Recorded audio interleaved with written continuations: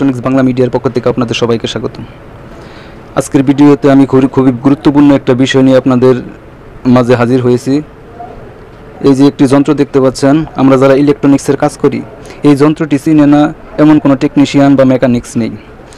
এই যন্ত্রটির নাম হচ্ছে সাকার। এই সাকারটি দিয়ে আমরা বিভিন্ন সার্কিট বোর্ড থেকে রাং উঠানোর জন্য এই সাকারটি ব্যবহার করি। এই সাকারটির ভিডিও আমি এজন্যই করলাম, এই যে একটি কালো সাকার আপনারা দেখতে পাচ্ছেন, এই সাকারটি আমি গতকালকে বাহির করেছি।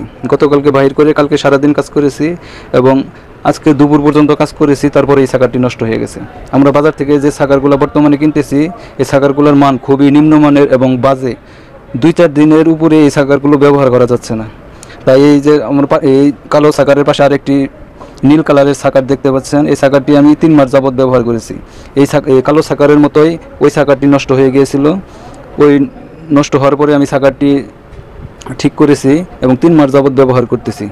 তাই এই সাকারের ভিডিও নিয়ে আসলাম এই জন্যই, আপনারা হয়তো এরকম সমস্যায় ভুগতেছেন। এরকম সমস্যা থেকে কিভাবে আপনারা সমাধান পাবেন এজন্য এই ভিডিওটি তৈরি করা। তাই আপনাদের কাছে অনুরোধ, কেউ ভিডিওটি না টেনে সম্পূর্ণ ভিডিওটি দেখুন এবং ইলেকট্রনিক্স বাংলা মিডিয়ার পাশে থাকুন। আর আমার চ্যানেলটি এখনও যারা সাবস্ক্রাইব করেন নাই, খুব তাড়াতাড়ি আমার চ্যানেলটি সাবস্ক্রাইব করে ফেলুন, একটি লাইক দেন এবং পাশে থাকা বেল বাটনটি বাজিয়ে দেন এবং এরকম নতুন নতুন গুরুত্বপূর্ণ ভিডিও সবার আগে যাতে আপনার কাছে পৌঁছে যায়। তাই চলুন দেখে নিই সাকারটির কী সমস্যা এবং কেন এটা ঠিক করব। দেখেন সাকারটি চাপ দিতেছি, চাপ দেওয়ার পরে স্প্রিং কাজ করতেছে না, স্প্রিংটি কাজ করতেছে না। আর পাশে আরেকটি সাকার দেখতে পাচ্ছেন, এই সাকারটি দেখেন, এই যে চাপ দিলাম, এই যে কাজ করতেছে। কালো সাকারটি এটা নষ্ট হয়ে গেছে, করতে পারি না, বিদায় ফেলে দেই। এমন বারবার যদি এরকম সাকারগুলো ফেলে দিই তাহলে আমাদের অনেক টাকা পয়সা নষ্ট হইতেছে। এই জন্য আমি ভিডিওটি তৈরি করলাম যাতে আপনাদের উপকার লাগে। আমি নিজে যেহেতু উপকার পেয়েছি, অবশ্যই আপনারা উপকার পাবেন। এবং দেখুন সাকারটি কীভাবে ঠিক করি। প্রথমে সাকারটি এভাবে খুলে নেবেন। খুলে নেওয়ার পর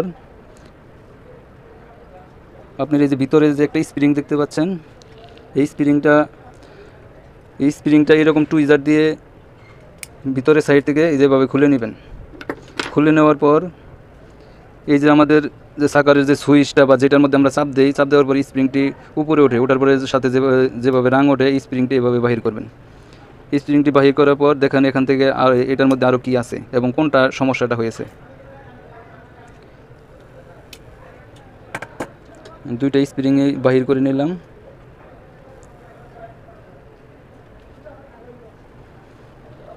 তো এখানে সাকারটার মধ্যে এই যে একটা স্প্রিং আছে এবং এই যে একটা পয়েন্ট দেখতে পাচ্ছেন, এখানে একটা ছিদ্র দেখা যাচ্ছে। এখানে একটা বলের মতো ছিল, এখানে একটা স্টিলের একটা বল ছিল। এই বলটা মানে কাজ করার সময় যখন চাপ দিছি বা প্রেশার পড়ে গেছে তখন বলটা ছুটে পড়ে গেছে এবং বলটা হারিয়ে গেছে। কারণ এই ছিদ্রটার মধ্যে এখন একটা আমাদের বল বানিয়ে বসিয়ে নিতে হবে যাতে পুনরায় সাকারটা সচল করা যায়। এই বলটা বানাবো আমি। এই যে একটা এই ভিতরে বলটি যেভাবে কেটে আপনারা বানিয়ে নেবেন, এটা ঠিক প্লাস্টিকের সমান সমান থাকবে, প্লাস্টিকের বাহিরে যাতে চলে না আসে। আর সাকার খোলার সময় যদি বলটি আপনাদের না হারানোর জন্য আমার সমস্যাটা হয়েছে যেহেতু আমার বানাতে হলো।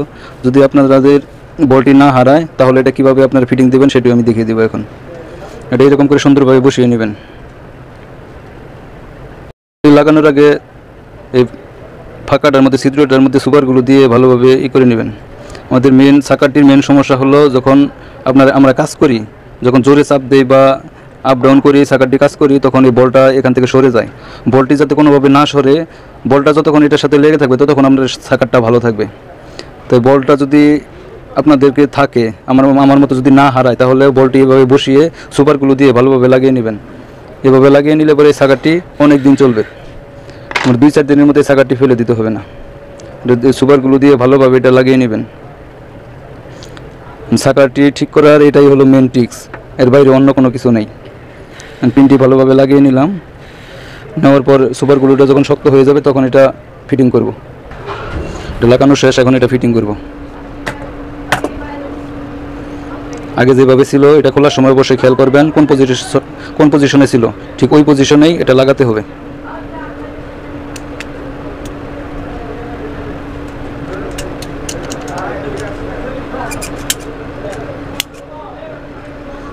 স্প্রিংটি ঠিক আগের মতোই লাগাতে হবে।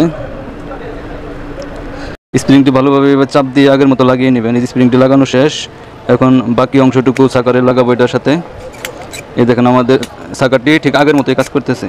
এই সাকারটি দিয়ে কাজ করলে এটা সহজে নষ্ট হবে না। এটাই ছিল আজকের ভিডিও। এখন থেকে সাকার আপনারা ফেলে না দিয়ে এভাবে ঠিক করতে পারবেন।